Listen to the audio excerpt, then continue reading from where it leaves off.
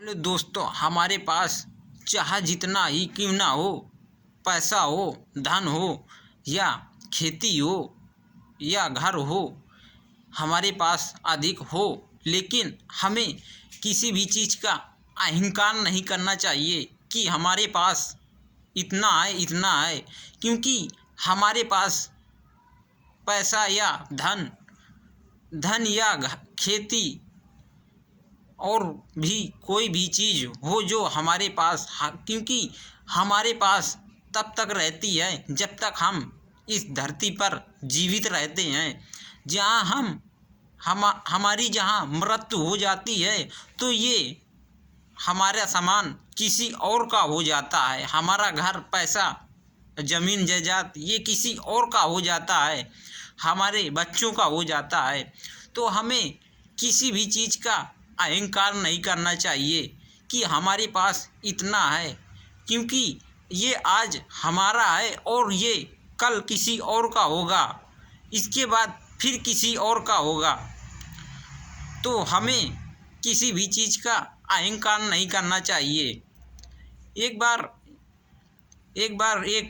एक आदमी था और एक आदमी और एक स्त्री थी। दोनों में गहरी मित्रता थी। तो अचानक उस आदमी की पत्नी की मृत्यु हो गई। जब उसकी मृत्यु हो गई तो उस आदमी के सर पर बोझ ज़्यादा हो गया। उसको काम ज़्यादा पड़ने लगा घर का, और उसके पास एक छोटा बच्चा भी था। जब उसके पास काम ज़्यादा पड़ने लगा तो उसने सोचा कि मैं काम करके थक जाता हूँ, बहुत काम पड़ता है मुझे। तो उसने सोचा कि मैं क्यों दूसरी शादी न कर लूँ। तो उसने फिर दूसरी शादी कर लिया। जब उसने दूसरी शादी कर लिया तो जो दूसरी वाली पत्नी आई तो वो अपने अपने पहले बेटे को बहुत चाहती थी, जो उसका बेटा नहीं था, किसी दूसरी माँ का बेटा था। वो अपना ही बेटा समझती थी और उससे बहुत प्यार करती थी, बहुत उसे प्यार से रखती थी। कुछ समय बीता, उसके भी एक बालक हुआ। तो वो बच्चा 5-6 साल का जब हो गया तो वो स्कूल जाने लगा, पढ़ने लिखने लगा। दोनों लोग साथ स्कूल जाते थे और स्कूल से आते थे। बहुत उनकी मित्रता हो गई, प्यार हो गया, दोनों भाई भाई हो गए। और उनकी माँ भी दोनों को बहुत प्यार करती थी और उनके पिता भी। दोनों, हर एक माँ बाप अपने बच्चे से बहुत प्यार करते हैं। दोनों आपस में मिलजुल कर रहते और खेलते। फिर अचानक उस आदमी की मृत्यु हो गई। जब उस आदमी की मृत्यु हो गई तो उस जो पहले वाला लड़का था तो उसके सर पे बोझ, उसके पिता का पूरा जिम्मेदारी उसके ऊपर आ गई। उसके ऊपर जब पूरी जिम्मेदारी आ गई तो उसने सोचा कि अब मेरे घर का कैसे खर्चा चले, अब मैं पढ़ाई छोड़ देता हूँ। तो उसने पढ़ाई छोड़ दिया और वो अपने छोटे भाई को पढ़ाने लगा। उसको नौकरी मजदूरी करके पढ़ाता और वो मन लगा के पढ़ता। जब वो पढ़ चुका तो उसे किसी बाहर जाकर के किसी अच्छे कॉलेज में डाल दिया पढ़ाने के लिए। वो वहाँ पढ़ाई करने लगा और उसे पैसा भी बहुत लग गया पढ़ाई में। उसका घर गहने रख दिया, गिरवी रख गया एक साहूकार के यहाँ। जब उसका घर रख दिया और खेती भी रख दिया, क्योंकि उसकी पढ़ाई में पैसा काफ़ी लग चुका था, तो इसलिए पैसा कम हो रहा था। तो वो घर और खेती सब कुछ रख दिया। वो बाहर जाके पढ़ाई करने लगा। तो जब वो पढ़ाई कर रहा था वहाँ बाहर पढ़ाई करने लगा और यहाँ घर में वो उसकी माँ और वो लड़का, 2 लोग बचते हैं। तो उसकी माँ बोलती है कि बेटा तुम शादी कर लो। तो वो बोलता है कि माँ जी मैं शादी नहीं करूँगा, जब तक भाई भाई छोटा भाई मेरा नौकरी नहीं पा जाता तब तक मैं शादी नहीं करूँगा।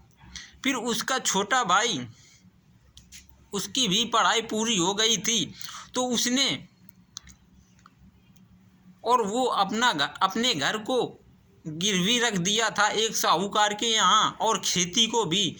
तो वो जो साहूकार गिरवी रखा था तो वो उनसे रोज़ कहता कि मेरा पैसा वापस करो और अपना खेत और ज़मीन अपने नामे करवा लो।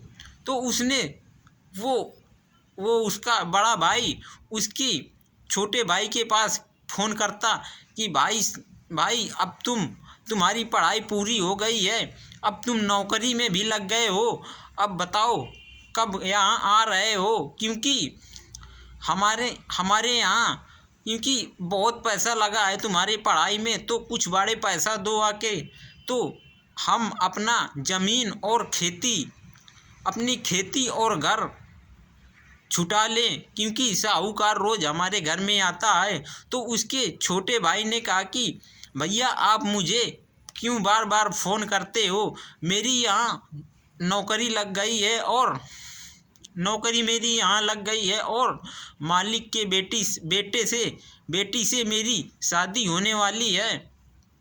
तो वो उसका बड़ा भाई सोचने लगा कि ये तो मैंने ही पढ़ाया लिखाया, और ये बोल रहा है कि मेरे पास कुछ नहीं है, मैं नहीं दूंगा, क्योंकि हमने ही उसे पढ़ाया लिखाया, और वो मुझे ही बोल रहा है कि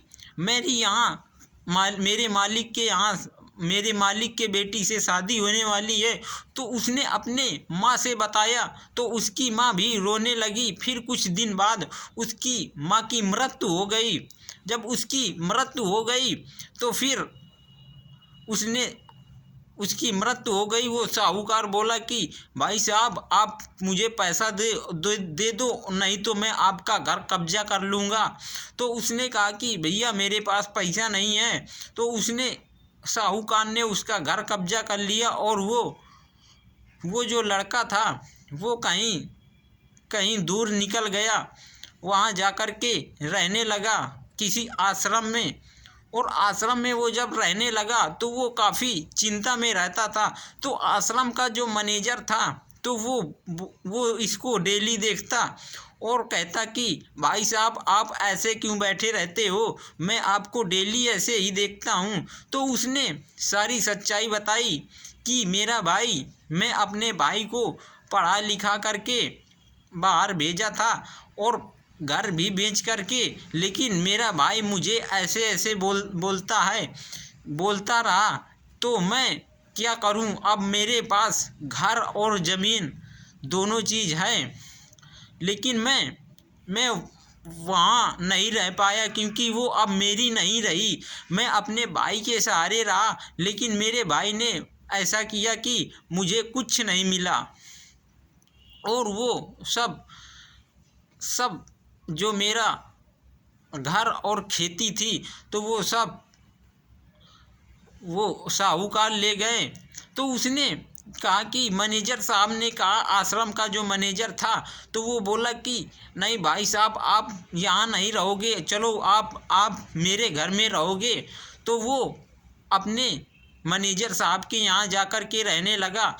फिर किसी दिन वो जब मैनेजर साहब के यहाँ रहने लगा तो वो अब मैनेजर साहब काफ़ी पैसे वाला था और उसकी सेवा भी अच्छी तरह से होने लगी। और वो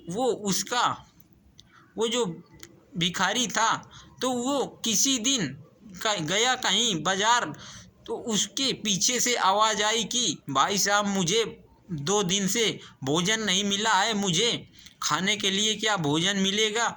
तो वो जब उसका बड़ा भाई देखने लगा कि ये तो मेरी आवाज़ जाने पहचाने की लगती है, तो उसने जब मुड़ के देखा तो उसे देखा कि ये तो मेरा भाई है।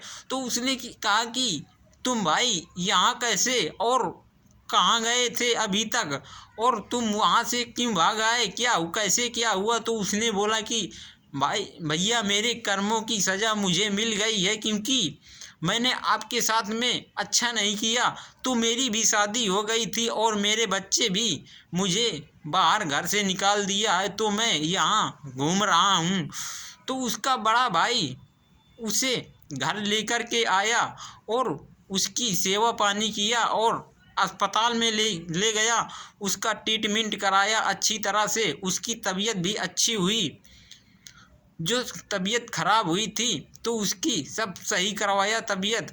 फिर उसे एहसास हुआ कि मुझे ऐसा नहीं करना चाहिए था, क्योंकि मैंने अपने भाई के साथ में इतना गलत काम किया और देखो उल्टा मुझे ही ऐसा ही मुझे ऐसा ही क्यों मिला, क्योंकि मैंने अपने भाई के साथ में गलत किया तो इसीलिए मुझे भी गलत मिला।